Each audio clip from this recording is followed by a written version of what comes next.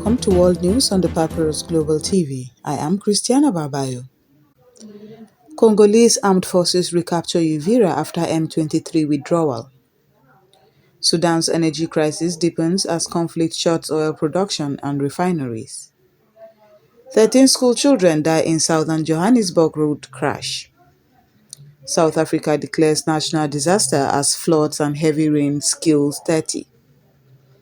Government parties sweep all parliamentary seats in Benin elections. Sudan's rapid support forces express regret over deadly clashes with Chad.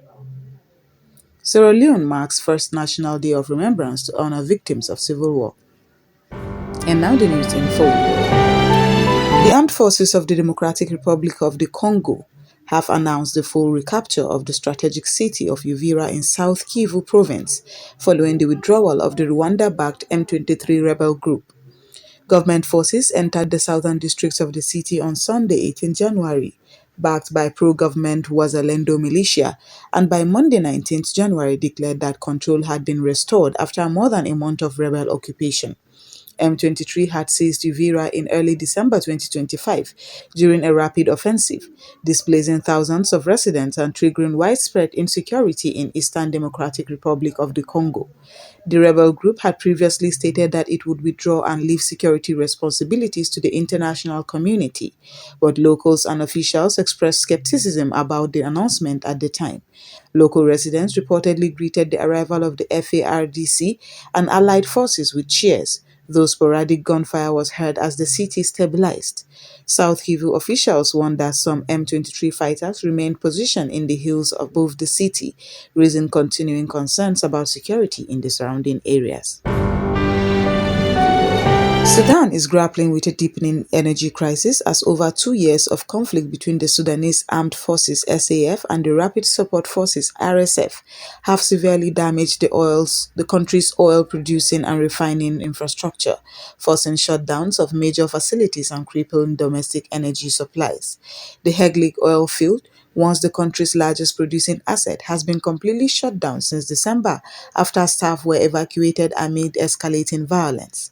Attacks on pipelines, storage depots, and refining facilities, including Sudan's main refinery near Khartoum, have further hindered the nation's ability to produce and distribute fuel, leaving ordinary citizens struggling with shortages of diesel, gasoline, and liquefied petroleum gas.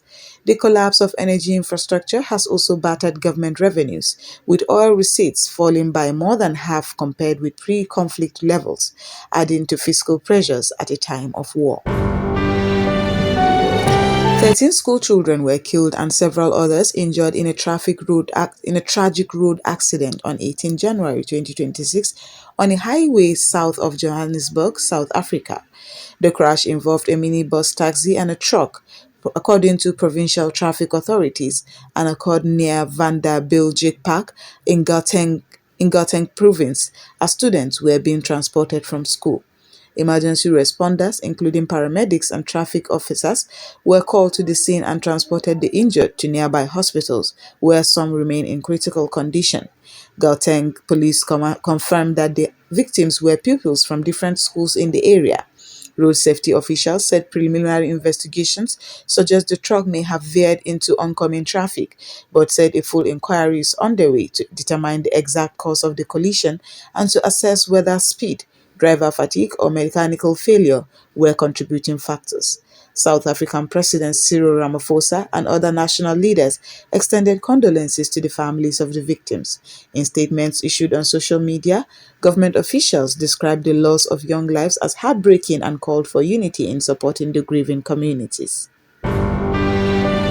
The South African government has formally declared a national disaster in response to severe flooding and heavy rains that have killed at least 30 people and displaced thousands across several provinces. The announcement on 19 January 2026 came as relief agencies and emergency services stepped up efforts to provide shelter, food, and medical support to affected communities. The most affected areas include parts of KwaZulu-Natal, Eastern Cape, and Free State, where rivers have burst their banks and low-lying settlements have been inundated.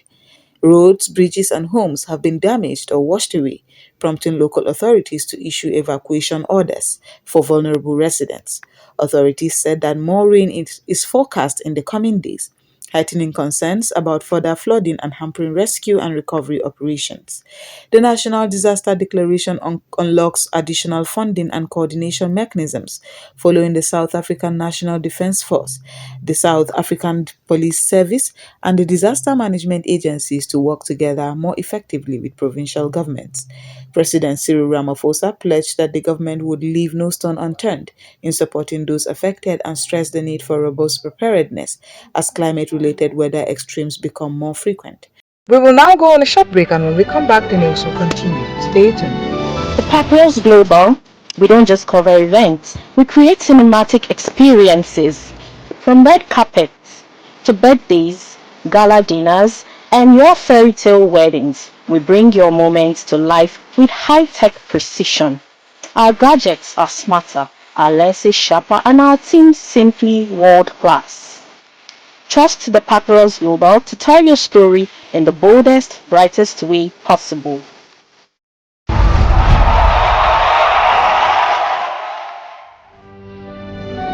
Welcome back, and now the news will continue.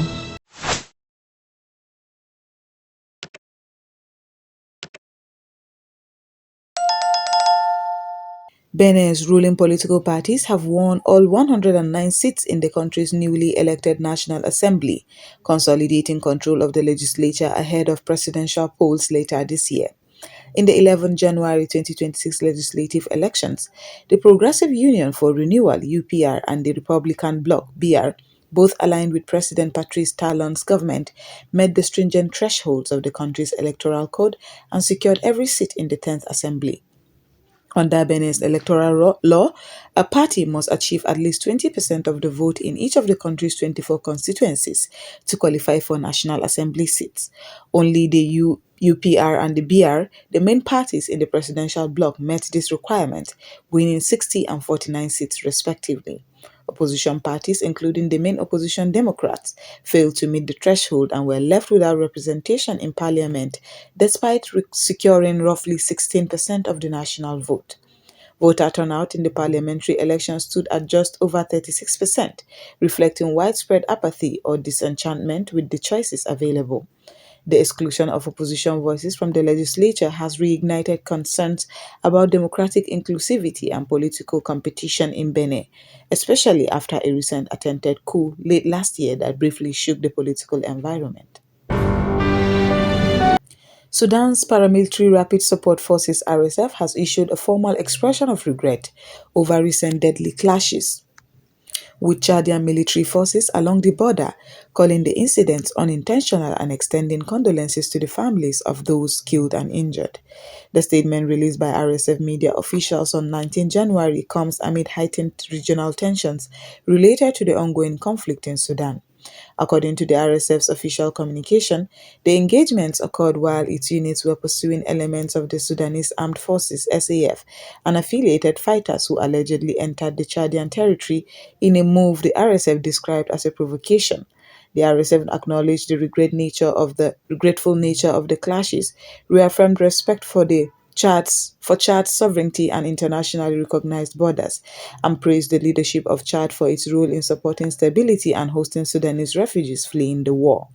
The clashes, reported to have resulted in fatalities among Chadian soldiers, have raised concerns about the spillover effects of Sudan's internal conflict, which has persisted since fighting broke out between the SAF and RSF in April 2026. Regional and international actors have called for calm and renewed diplomatic efforts to prevent further escalation along borders. Sierra Leone held its first ever National Day of Remembrance on January 18, 2026, a solemn occasion dedicated to honoring the victims and survivors of the country's decade-long civil war that raged from 1991 to 2002 and cost an estimated 120,000 lives. President Julius Maada Bio, addressing the nation during ceremonies in Freetown, underscored the significance of the day as a collective moment of reflection, unity, and healing. He acknowledged the deep wounds left by the conflict, which also left thousands more injured and traumatized, and asked Sierra Leoneans to seek forgiveness, dignity, and healing as a nation while continuing to build a peaceful future. From this day forward, January 18th belongs to every Sierra Leonean, the president said, urging citizens to remember the past without letting it define the country's progress. The Civil War, one of the most brutal in recent African history, began when rebel fighters, including elements of the Revolutionary United Front, clashed with government forces and foreign armed groups, drawing in dynamics from neighboring Liberia's conflict.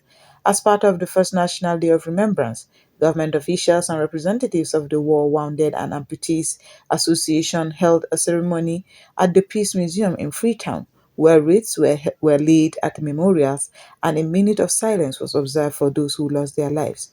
Events were also held across the country from Bomaru in Kaihalun district to rural communities, symbolizing a nationwide commitment to remembering the conflict's cost and reaffirming peace. And that's all we have on World News on the Papyrus Global TV. I am Christiana Babayo. Thanks for joining us.